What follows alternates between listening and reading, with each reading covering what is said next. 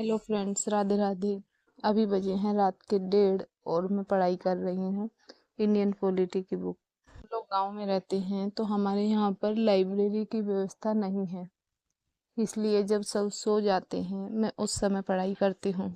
मेरे लिए तो वही लाइब्रेरी है, क्योंकि लाइब्रेरी में भी एनवायरनमेंट शांत होता है और जब सब लोग सो जाते हैं उस समय बहुत शांति रहती है। मैंने रात को 1:30 बजे से 3:30 बजे तक 2 घंटे तक इंडियन पॉलिटी बुक की रीडिंग की। उसके बाद मैं सो गई थी। फिर मैं सुबह 5:30 बजे जगी और जगते ही मैं किशोरी के पास आ गई थी कि मेरी सुबह की शुरुआत हमेशा किशोरी के साथ ही होती है। मैंने बाहर की साफ सफाई की, गोबर भर लिया था। उसके बाद सब जगह झाड़ू लगाई और किशोरी को चारा डालकर बांध दिया था। मैं जानती हूँ मेरे लिए चुनौतियाँ बहुत ज़्यादा हैं, क्योंकि सुबह सुबह हम लोग गांव में रहते हैं तो सुबह सुबह किताब खोलकर नहीं बैठ सकते। यहाँ पर पहले घर का काम करना होता है। कभी कभी तो दोपहर हो जाती है और किताब एक बार भी खोलकर नहीं देख पाते। मुझे डेली किशोरी को चारा डालने में और घर के बाहर जहाँ पर किशोरी को बांधते हैं वहाँ पर साफ सफाई करके गोबर कूड़ा फेंकने में ही 1 घंटा लग जाता है।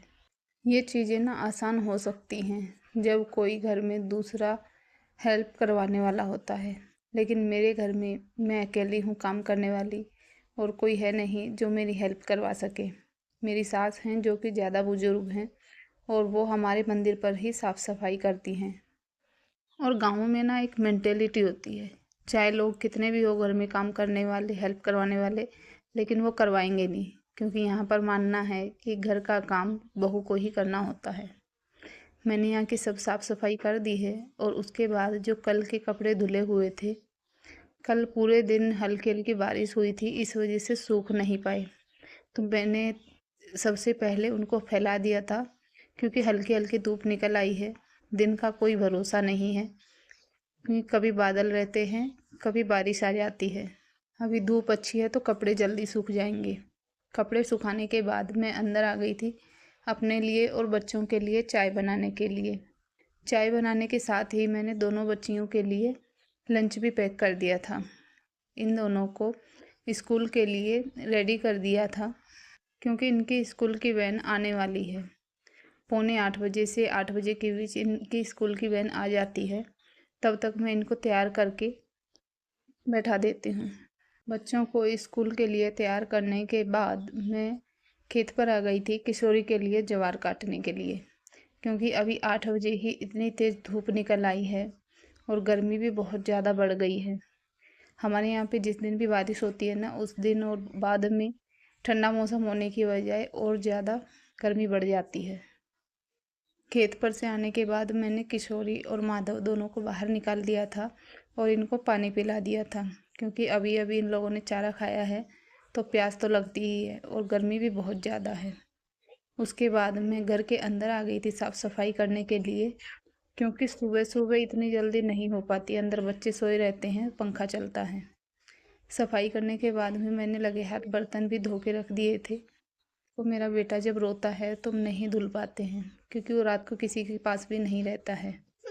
घर के सभी काम खत्म करने के बाद, खाना बनाने के बाद में मैंने भी नहा लिया था और केशव को भी नहला धुला के तैयार करके सुला दिया था, क्योंकि जब तक वो सोएगा नहीं तो मुझे पढ़ाई करने नहीं देगा। मैं उसके सोने के बाद ही पढ़ पाती हूँ, क्योंकि जैसे ही मैं पढ़ने बैठूँगी वो भी अपनी किताब ले लेगा पढ़ने के लिए और पढ़ने नहीं देता। मैं अभी इंडियन पॉलिटी की ही बुक ही रीड कर रही हूँ, क्योंकि ये बुक बहुत ज़्यादा मेरे लिए अलग है। अभी इसमें फ़िलहाल मुझे कुछ भी समझ में नहीं आ रहा है, लेकिन लगातार मैं जब इसको 2 से 3 बार रीड कर लूँगी तो मुझे लग रहा है 50% समझ में आ ही जाएगा। गाँव में पढ़ने में परेशानी तो है, क्योंकि कभी लाइट रहती है, कभी नहीं रहती, और नेटवर्क भी जैसे ही मौसम ख़राब होता है, हल्का सा भी मौसम ख़राब होगा तो नेटवर्क चले जाते हैं। उस समय कॉलिंग की ही परेशानी आती है तो नेट चलना तो बहुत दूर की बात है। लेकिन परेशानियां तो जीवन में चलती ही रहती हैं और मुझे अपने आप पर पूरा विश्वास है। ऐसे ही संघर्ष करते करते मुझे एक दिन सफलता मिल ही जाएगी। अगर आपको मेरी वीडियो अच्छी लगे तो एक लाइक और शेयर ज़रूर करना, और ऐसी ही वीडियो देखने के लिए मेरा चैनल सब्सक्राइब ज़रूर करना। राधे राधे।